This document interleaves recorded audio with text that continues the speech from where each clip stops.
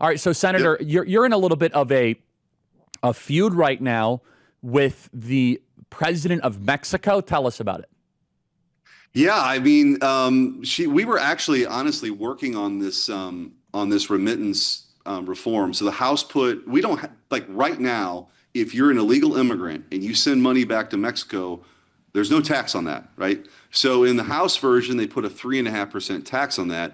We were already working to double that, like on the Senate side, as that's come over here. I've filed that bill. That's an issue that's important to me. I think it does a couple things we can talk about, like discourage illegal immigration and fairness, because a lot of these folks are being paid under the table, and they ought to, like Americans pay taxes, they should pay taxes too. And then the president of Mexico issues this threat that if this remittance tax goes in, we're going to rise up. It was very strange.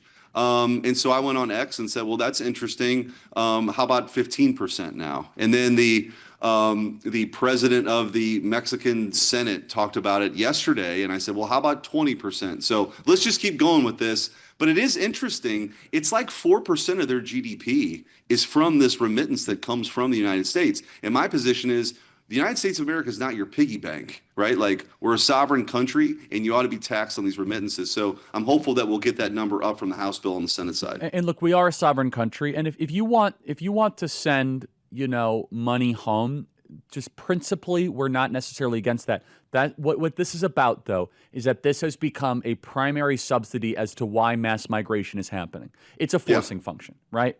And so let's just be very clear. If you come here, legally from Vietnam, you want to send money, that's not the problem. The problem is that therefore the Mexican government is financially incentivized to keep the invasion going. That's why remittances are so important. We're not trying to be cruel or unusual. It's that the Mexican government has turned a blind eye for quite some time, and it's literally tens of billions of dollars. Okay, I want to play two pieces of tape here. First is 252. I don't know who she thinks she is or what cards she thinks she's holding, or she's saying that she'll unleash the cartels against us. That's the only card she really has. Play cut 252. If needed, we will definitely mobilize, because we absolutely cannot accept any new taxes on remittances sent by our hardworking folks in the U.S. to their families back home in Mexico. Okay, what does she mean by mobilize, Senator? I don't know. Sort of strange. I don't know, but you don't have to probably guess, go too far out on a limb. The truth is that this mass migration that we've seen that needs to be met with mass deportations is fueled by this international NGO network that, the insult to injury, American taxpayers were subsidizing through USAID in many instances, right?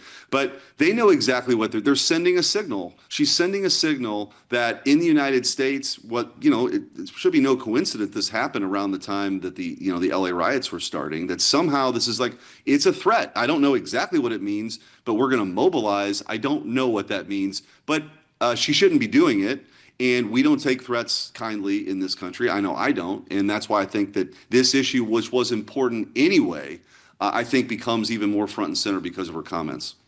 Let's play here. This is now the president of the Mexican Senate. I think he's mocking you. This is in Spanish, but with subtitles.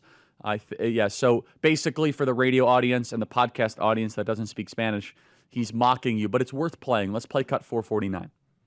Está el tema del impuesto a las remesas, que ya un senador estadounidense ahora dice que le van a poner 15.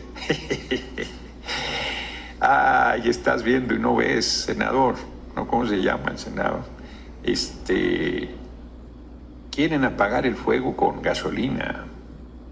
La compañera presidenta ha insistido que es el diálogo, el respeto. Okay, so at the end he's saying... Did you just call me El Diablo? Did I hear that?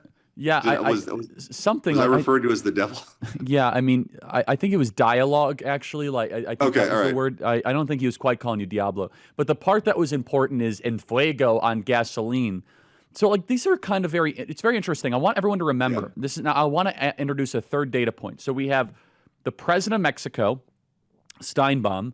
We have this president of the U.S., the Mexican Senate. And do you remember under Joe Biden, the Obrador? Do you remember that he also similarly threatened? He was like, if you don't give us our aid money, you're not going to like what happens. And that was like a lesser covered story, just kind of went away. And Biden just kind of like flooded in a ton of capital to Mexico. So, Senator, Yeah. I don't want to speculate too much, but are they threatening the United States of America? It sure seems that way, and I don't know exactly what they mean by mobilize or throwing fuel on the fire. I mean, if you put it in the context of the time in which they're making these comments, you have an American city burning with people waving Mexican flags, right? Like maybe it's a signal that's being sent, which again is I think why President Trump's leadership is so important to get the National Guard there to help to end this thing. But I think that Charlie, what's happening right now, and maybe it's also part of their comments. For a long time, really since the Cold War ended, there were decisions that were made. A lot of our leadership, Republican and Democrat, sort of ceded a lot of important aspects of whether it's related to trade, how we, engage in foreign conflicts and sending, our boys off to fight in foreign wars. There's been this sort of globalist end of history kind of moment where people thought that everybody, that everybody was going to be some democracy, and we had this wandering foreign policy, and our money went to ridiculous things that ended up being like LGBTQIA plus Sesame Street in Iraq. Like that's what was exposed with all this Doge stuff. But it also is a mentality that somehow people in other countries are entitled to our money. And that's not the case. We can make those decisions only if it furthers the interests of the United States of America. Exactly but you don't just get it. We're not the piggy bank. We're not like, we're not the patron for all of these ridiculous causes. And we certainly shouldn't be to funnel an effort to, bring 15 million people here illegally, which is exactly what we saw over the last 4 years. So I think this is tied together, sort of globalist mindset, mass migration. It's all part of it. And they're mad that the United States is maybe changing direction here. What do Andrea Bocelli, Steph Curry, Justin Bieber, and Tim Tebow have in common? All of their mothers were encouraged to end their pregnancies. When a woman faces an unplanned pregnancy, she is often pressured to end her child's life. She wants to make the right choice, but society and those around her are telling her that her baby is not a life. That's where the Ministry of Preborn steps in. Preborn and their network of clinics offers compassionate, loving care to mothers and the support they need to help them choose life, including a free ultrasound. Once a mother hears their child's beautiful heartbeat, she is twice as likely to choose life. If you consider yourself pro-life, it's time to join forces with Preborn. I'm a donor, and you should be too. Together, we can empower women to choose life, empower the truth of motherhood, transforms families and futures. One ultrasound is just $28, and a $140 gift will help to rescue 5 babies. When you donate monthly, you'll receive stories and pictures of lives you helped to save. Please dial pound 250 and say the keyword baby. That's pound 250 baby, or visit preborn.com/Charlie. That is preborn.com/Charlie, sponsored by Preborn. Senator, big beautiful bill. What's going on here? Some of your colleagues are putting up a real fight on behalf of fiscal conservatism.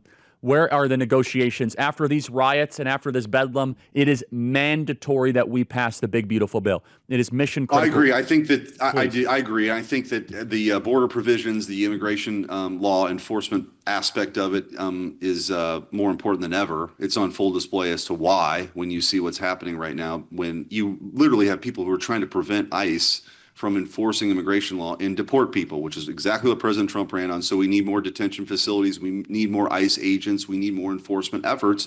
We need more deportations, right? And so the bill does go a long way. And I think that everybody's very supportive of that. And I think the reasons why are highlighted on the television screen every night now. And I think as it made its way to the Senate, the House did great work on this. And I think the Senate, we have a lunch today to talk about it. I'm actually going to be visiting with President Trump later today to talk about some of the provisions. I think the Senate wants to make sure if we can find more savings, we want to go do that. And I think that will make the big, beautiful bill even more beautiful. But I will say that I think everybody's united that at the end of the day, we get this thing done. It's got a lot of President Trump's priorities. They're very, very popular with the American people and the things that he ran on. So I'm still very optimistic. I think we're aiming for the 4th of July on the Senate side, and then that would give a couple of weeks that, to get this thing ultimately done before August. And so, Senator, part of the provisions as far as cost savings, I know that there is some fear that we're not going to be able to send it back to the U.S. House to be able to get those through. but there's so much good stuff that we hope stays. No tax on tips, major Right. border security, increase in ICE agents. So what are the elements then you think that will be emphasized or focused on between your colleagues to find those cost savings? Well, there's just nobody in the Senate that really likes what was done with SALT. And you look at what's happening in California, the subsidizing the terrible policy decisions of blue state governors. There's not support for that in the Senate. Having said that, we understand the dance that Mike Johnson has to do to get the votes over in the House. That's a very practical consideration. So we're very well aware of that. But you're talking about hundreds of billions of dollars, again, to subsidize terrible decisions in New York and California totally and Illinois, agree. my neighbor, J.B. Pritzker, Yes. right? So there's definitely a conversation about that, what we can do to find savings there. We just talked about the remittance tax. That would add billions, bringing more revenue in by taxing remittances from illegal immigrants here as they send the money elsewhere. So there's some other things to do. But that's where we're at right now in the Senate. I think that we're trying to figure out a place where we can maximize the savings, but also deliver on President Trump's promises. And I'm very optimistic that we're going to get there. And we have to unlock growth, right? We got to get to a 3 to 4% growth calculus. We have to, which is about drill, baby, drill, lower tax rates. I think there's some pent up investment demand that is just willing to be unleashed in our country right now. And you got the artificial intelligence. You have a blue collar boom that is really waiting to happen. And so, kind of final question, Senator, are you bullish that this is all going to work out? I am. And you got to remember the reconciliation thing. It's a big thing. The big, beautiful bill is a big thing, but it's one piece to all of this too, right? We have rescissions packages to codify the DOJ reforms. That'll be important. We have the normal appropriations process, which is for discretionary spending, the reconciliations for the mandatory spending. And then you also have what I think President Trump's about to do, which is to finally rebalance trade so we stop getting ripped off around the world. You talked about that demand that's out there. I think once we get fairer deals with these countries that have been ripping us off, I think you're going to see a lot of economic growth from that too. So you put all of those things together, and if we actually get all that stuff done this year, which I'm confident that we will, you're going to see, again, I think this golden age of America that President Trump's talked about, and enough runway for that to happen before 2028. Thank you so much, Senator Schmidt. Keep it up. Good luck tonight, and go Cubs. All right. Thank you so much. Thanks, Charlie.